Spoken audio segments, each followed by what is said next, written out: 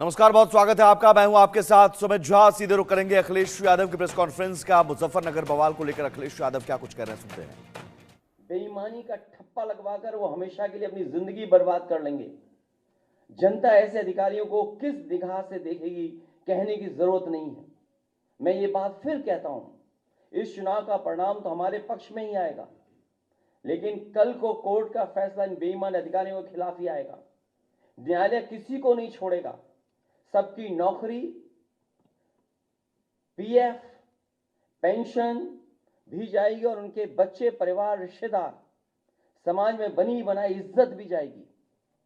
बेईमानी का ठप्पा लगवाकर वो हमेशा के लिए अपनी जिंदगी बर्बाद कर लेंगे। जनता ऐसे अधिकारियों को किस निगाह से देखेंगे, कहने की जरूरत नहीं है। और मेरी सुबह चीफ इलेक्शन कमिश्नर से 2 बार बात हुई है। उन्होंने कहा कि जो भी संबंधित अधिकारी बेईमानी कर रहे हैं, बेईमानी कराना चाहते हैं, वोट डालने के लिए रोक रहे हैं, उनकी जानकारी दीजिए। मुझे पूरा भरोसा है कि जब चीफ इलेक्शन कमिश्नर के माध्यम से हमें आश्वासन मिला है तो ये चुनाव निष्पक्ष होगा और जो वोटर्स वोट डालने जा रहे हैं उनको वोट डालने का मौका मिलेगा। और सुनने में ये भी आ रहा है कि खासकर मीरापुर विधानसभा में मैं उन अधिकारियों की जानकारी करूंगा जिन्होंने वोटर आईडी कार्ड उनका छीन लिया है और अंदर खुद ही वोट डलवा रहे हैं। ऐसे पीठासीन अधिकारी, ऐसे बूथ ग्राम सीकरी, बूथ नंबर 38, 39, 40, 41, 43, खेड़ी, फिरोजाबाद, वहां के बूथों पर, जौली में जहां मैं खुद गया था, मतदाता एक एक मतदाता समाजवादी पार्टी को वोट डालने जा रहा है। बूथ नंबर 141, 142, 143, 146, 155, इन पर जो पीठासीन अधिकारी या जो बैठे हैं, हम लोग नोट करके रखेंगे कि जिस तरह का वो व्यवहार कर रहे हैं, कानून के हिसाब से इनके खिलाफ कार्रवाई होगी। कि थोड़ा बूथ नंबर 286, 287, 288। और बड़ी सूचना हमारे उन कागजों में है जो है, ये हारने वाले डरे हुए हैं, इसीलिए वोट को रोक रहे हैं। हमें उम्मीद है कि इलेक्शन कमिश्नर से जो बात हुई है वो भी इन सभी वीडियोस को देख रहे होंगे और ऐसे संबंधित अधिकारी, खासकर पुलिस के जो वोटर्स को रोक रहे हैं, उनके खिलाफ कार्रवाई करेंगे। बहुत धन्यवाद।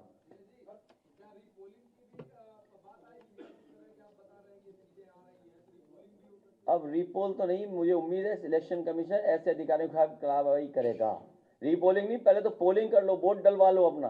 और आप भी अगर सच नहीं दिखाओगे तो एक दिन आपके भी कपड़े उतार के नंगा करके मारेंगे लोग आपको। याद होगा जालौन में पत्रकार पीटे थे कपड़े उतार करके, इन्हीं की सरकार में।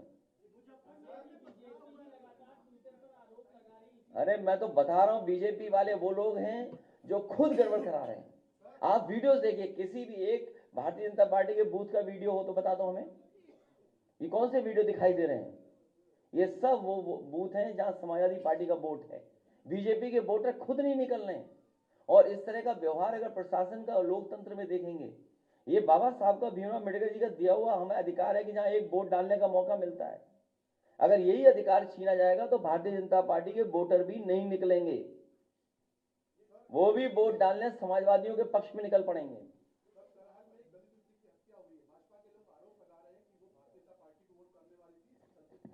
कभी समाजवादी पार्टी जो सीट करहेल की है वो ऐतिहासिक वोटों से जीतने वाली सीट है। ये भारतीय जनता पार्टी के पास डीएम है, एसपी है। आपको नहीं समझ में आता, इतने पढ़े लिखे पत्रकार भाई हो, कि कौन बेईमानी कर रहा होगा? बीजेपी के खुद बेईमान कर रहे हैं। बेईमानी, इनकी भाषा नहीं देखी पूरे प्रचार में आपने? इनकी भाषा कैसी थी? इन्होंने कोई अपने विकास पर अगर वोट मांगा तो बता दो हमें, क्या इन्होंने विकास पे वोट मांगा?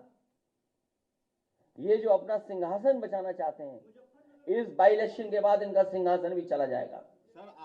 इसलिए मैं एक बार फिर अपील करता हूं अपने वोटरों से, हम मतदाताओं से अपील करेंगे लगातार कि वोट डालने के लिए जाएं, डटे रहें। एक बार अगर पुलिस वापस करी, दोबारा जाएं, अपना आईडी कार्ड मांगें और जो संबंधित अधिकारी आपसे छीन उनका वीडियो बनाइए और वीडियो हम लोगों को भेजिए और जारी करिए। और कुनरकी में तो हमारा प्रत्याशी खुद ही कह रहा है, सबके पास वीडियो है किस तरीके से बेईमानी कर रही है भारतीय जनता पार्टी। लेकिन हम तब भी जानते हैं कि समाजवादी पार्टी जीतेगी।